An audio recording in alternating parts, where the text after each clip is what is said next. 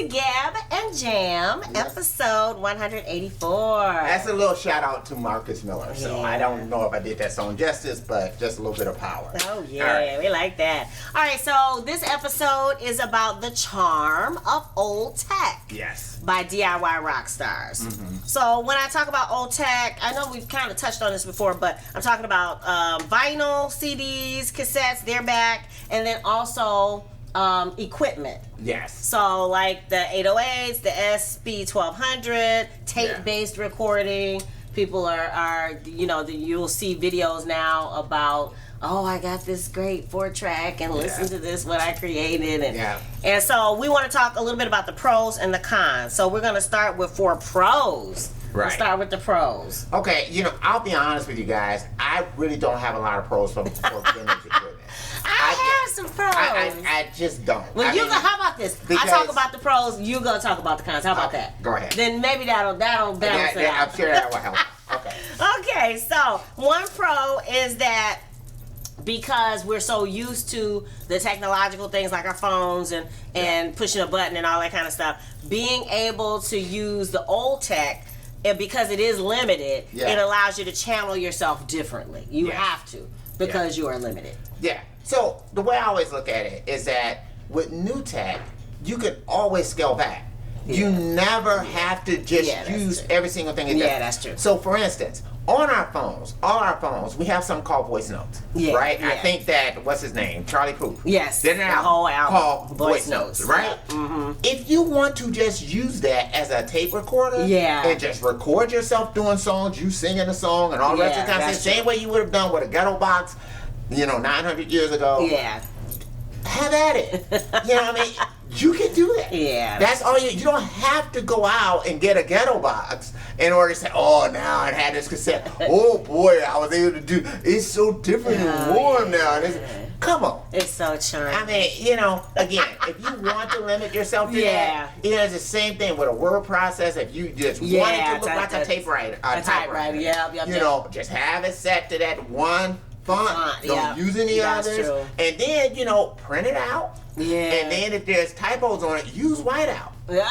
To go back and do stuff. Or just delete it and retype it. Because that's what you would. In the past, you'd have to completely retype it. If that's what you want to do, if that's what makes you happy, have it. Well, so that's the number one thing that is a pro on my list here.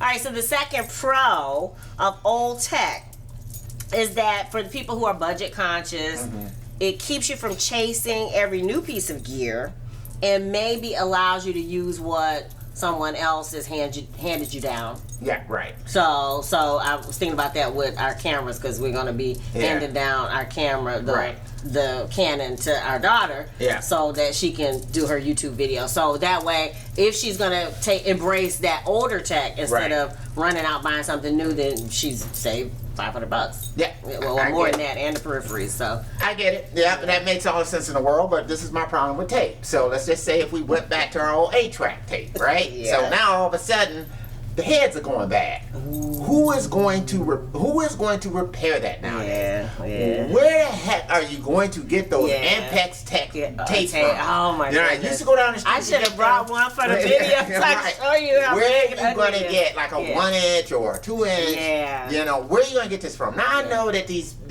entertainers and stars that's up there, they can get to this stuff, but for you, and how much is it going to cost you now? And then it's like one of the things I used to have to do before every session is A, I had to clean heads. Oh yeah. And then B, I had to, after a certain period of time, I had to demagnetize. Yes. And it was always scary when you demagnetize it. Because if you do it wrong, you could turn your head into a magnet. Right? And that could just completely mess up your whole tape machine. Right? And you would be erasing tape instead of recording on tape. And I always make sure they're in alignment, there's speed issues, there's all kinds of different things. So to me, again, as I keep thinking about this thing with tape, as far as just going vintage for now, it's like if you know, that old tube gear and all the rest of that kind of stuff. I mean, it's great, it's romantic. It's very expensive nowadays. You know, something that's tube-based or whatever else. You're already going down our cons list. Unbelievable. And then on top of that, you got to think about repairing this stuff. So, but again, if you want to use Logic, Pro Tools, or anything like a tape machine, you can just do that. Yeah, that's true. You just treat it just like it's a tape machine. But I'm still going to... And then add your plug-in that will add the warmth. Yeah, that's true. That's true. And then stand behind and go... to give yourself that tape. Quit! You are not... That's not cool.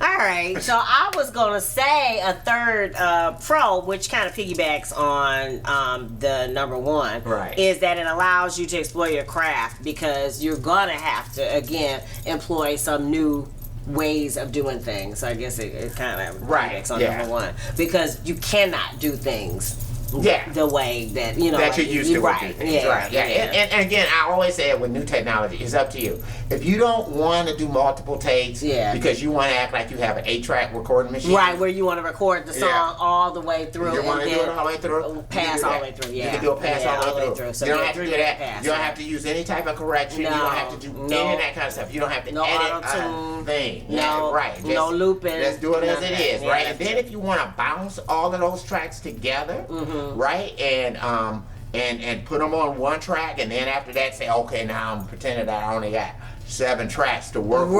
That's right. Because now we got limitless, Well, depending on your memory. You want to keep doing that to make a record that feels like a Beatles record, you can do that. That's true. You can do that with the technology you have. You don't have to try to go out and find one of those Ampex 1-inch 8-track machines that's going to cost you $500,000 a year. Well, I'm hoping. I don't even know how much it's going to cost you to try to maintain it. And I was about to say, I'm hoping it was a hand-me-down. But even still, I was about to say, it's still maintenance. Well, I mean, that's the tough part, especially now. And then, where the hell are you going to get your tape? That's true too. I'm sure there are places that sell it to you at a premium. And then finally, but you kind of accounted this already too, is that it makes you brave, because you cannot be afraid to make mistakes when you're going through a 3-minute pass. Because again, you record it as if you were recording live. As like Motown, people used to get in the room and just record. That's the way you're recording the song, not in pieces, not in bits. Not in takes, but you're just the entire song all the way.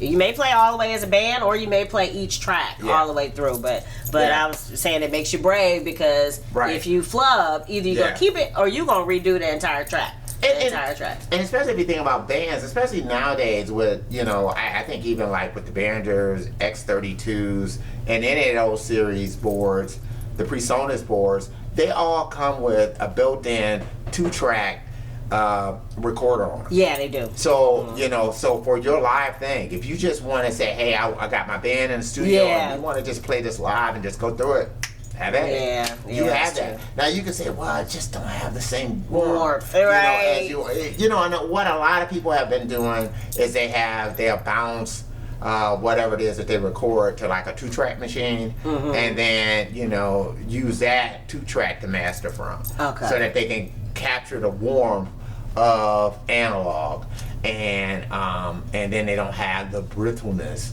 of digital. I'll be honest with you, I don't think I've quite ever heard the warmth, the quote unquote warmth. But I mean, it's nice because you're kind of giving us a hack for how to get to, if you want to limit yourself, in a different way. And then if you want to capture the quote unquote warmth, there are ways that you can just use the 2-track. But I think it's just like, I have a Fordeer here. This is a Yin Yang Fordeer bass. This is a bass that's modeled after the bass that Victor Wooten uses, right? I have a Fender jazz bass. I have both a fretless and a fretted one, right? And I'm saying this to say Jaco Pastorius played a fretless jazz bass.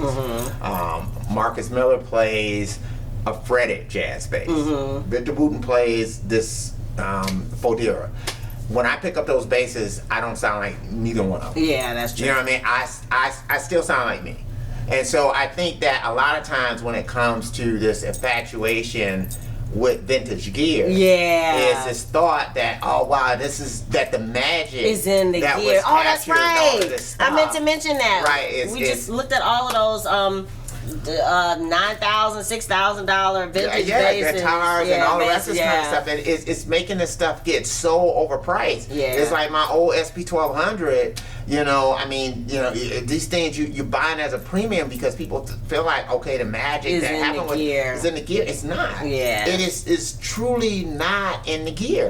You know, when I had the SP 1200 and I programmed stuff on it, I never sounded like Dr. Dre. You know, I still sounded like me. You know, and that's with anything that I've had. You know, so if you're going out trying to buy this vintage gear to try to capture the magic of yesteryear, it's not happening. It's just not. I mean, you've got to be satisfied with the song that you're recording, the sound that you're getting, right? And I guarantee you know, once you get to that point, the lust for the vintage stuff will go away. You know, I don't want to go back to, if I want to edit something, that I gotta cut the tape physically, with some scotch tape, and then put it back on. So let's. You have really covered, I think, the cons, but I'm just gonna list them because I did the work of making a list. All right. So the cons are lack of ease of use. So like you're saying, if you wanted to actually edit, you physically had to edit the tape. And let me just say this one thing. When the Bee Gees did Staying Alive, right, they wanted to use the same drum beat that they had on Night Fever, but the drummer wasn't there. And so they decided that they were going to use a tape loop of the beat for Night Fever. In order to achieve that tape loop, they had to loop it all the way around the studio, around all these different, you know, microphone poles, everything else, in order to get this one loop. You know, nowadays, if you want a loop, you sample it and bam, there it is. So you're done. Ease of use. Right. So instant creative. You got it in your mind, it's on. But it's the same thing. It's the same thing that they did 9,000 years ago. It's just it's just you're using technology to do that. The Beatles used tape loops on Tomorrow Never Knows, and they had to do it the same way. Right? Instead, today, you would just sample it and just drop them in. Trust me, if the Beatles and the Bee Gees had sampled it back then, they would have used it. They wouldn't have done the all the way around the room. And probably had to do it 15 times to get it right, or even more. Who knows? All right. So the lack of the ease of use is not there with the vintage. Number 2 drawback is it getting it repaired, is what you mentioned before. Number 3 is if you're buying it now. Now, if you get the hand-me-down, it's still going to end up costing you because of the repairs and some of the other things. But at least the purchase itself. But if you purchase it now as a vintage, like you said, the guitar, the bass, the machine, is going to be exorbitantly more expensive than something that's so much easier to use. And then, of course, with number 4, even if it's the 2-inch tape, if it's vinyl, if it's cassette, they degrade so much faster. It actually does degrade. You got to watch out for that. It's like we have, you know, old tapes that we've done. I have old ADAT tapes that I've done. That's actually digital. That still may have the same issue with respect to degradation. And kind of, you know, jumping back to vinyl. So, you know, I look at vinyl just a little bit differently because I can understand that because the mastering process that happens with vinyl is completely different than the mastering process that happens with digital stuff. Right? You know, so, you know, we've actually been in the process of mastering a vinyl record. So it is a completely different kind of process. So there could be a marked difference between what a digital record sounds like versus a vinyl record. You know, so I can understand people saying, okay, I like the old vinyl masters better than like the remastered stuff. So I understand if you a person, you want to get the vinyl stuff, if you want to have that, that's great. I mean, and albums are a lot more expensive now than what they used to be. And you know, and there is an extra amount of upkeep that you got to do. But even with that, you know, they made it where you can get a record player, and now you can run it with a, you know, a USB, or not USB, but a Bluetooth speaker, and that kind of stuff. So they then you have to even be careful with that, because certain records can't be played on certain, like these little players there. Like the one. You have to do an investment. I mean, and again, it's with anything, you know, it's gonna kick up how much money that you're gonna pay for. Yeah, because you're thinking you're buying that little $100 vinyl, you know, record player. Those don't work. A lot of the records will not play on those. We found out the hard way. Well, there just could be issues with them. So you might have to make sure that you're getting, you know, quality gear. And again, it to me, it's for those serious audio files with respect to listening to it. And you know, storage of the albums. You can't just have many over. But again, I think about that same thing. You have to be in a position where you can say, okay, I'm going to sit down and dedicate time to listening to a record. And a lot of times that's not the way we listen. You know, I listen on the go a lot. I listen when I'm running, when I'm walking, when I'm doing all these other things. So although MP3s are inferior quality, they're still the best way for me to listen, and with respect to my lifestyle. Because it's just, you know, there's a lot more freedom to do that, to kind of do it this way, and all, you know, while I'm doing various things. I like that. That wasn't on the list, but that actually makes sense.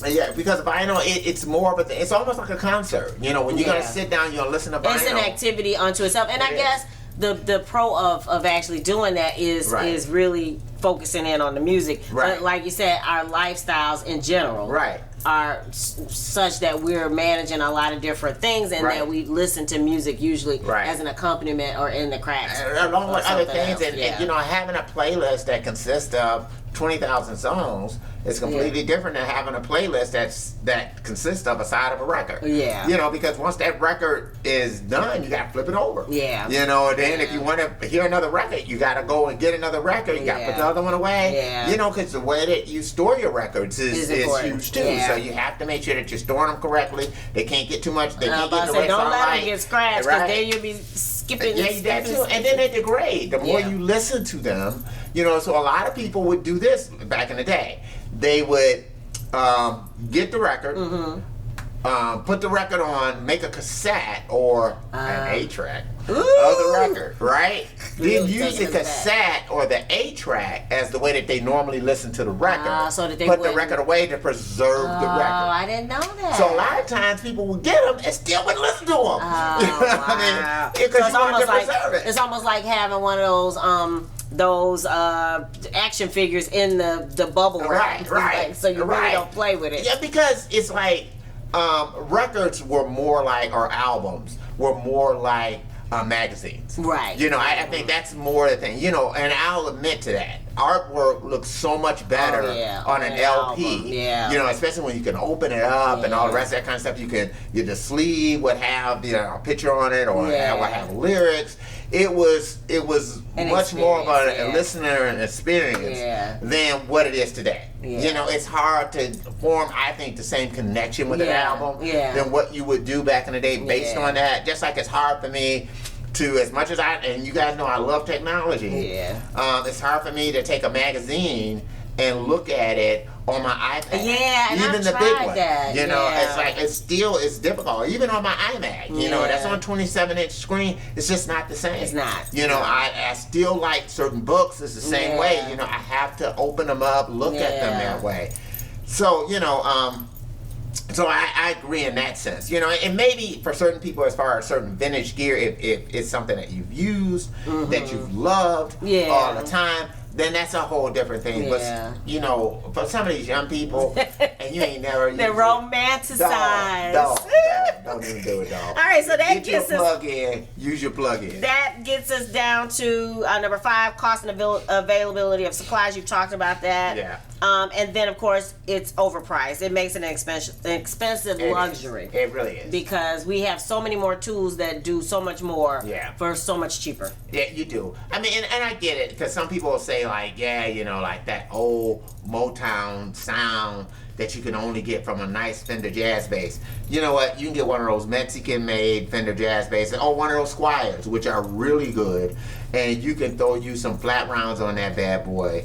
And again, based on who's the player. Yeah. You know, I mean, that's going to make the difference. As you, I guarantee you, you give Carol Kay anything. Matter of fact, I saw her playing like a Ibanez SR bass, and she was schooling Gene Simmons on this thing. You know, she grabbed her pick and she was digging in there, right? Didn't make it difference whether it was vintage, didn't make a difference with anything else. Carol Kay can still cut that track. Yeah. Regardless of what bass you give her. Yeah. You know, and she gonna sound good. I like that. All right. What do you guys think? What are your thoughts about the utility, the charm of old tech? What do you think? We'd love to know.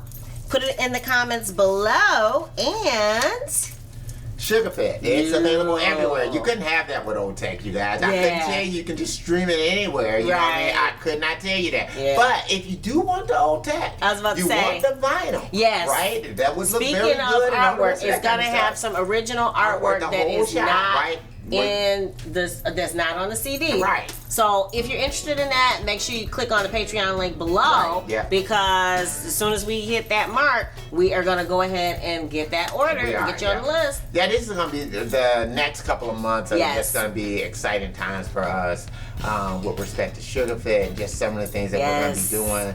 So just be on the lookout for that. Yes. And if you dig the vibe and you want to be a part of the tribe, be sure to subscribe. We're wishing you love, peace, and chicken grease. Yay.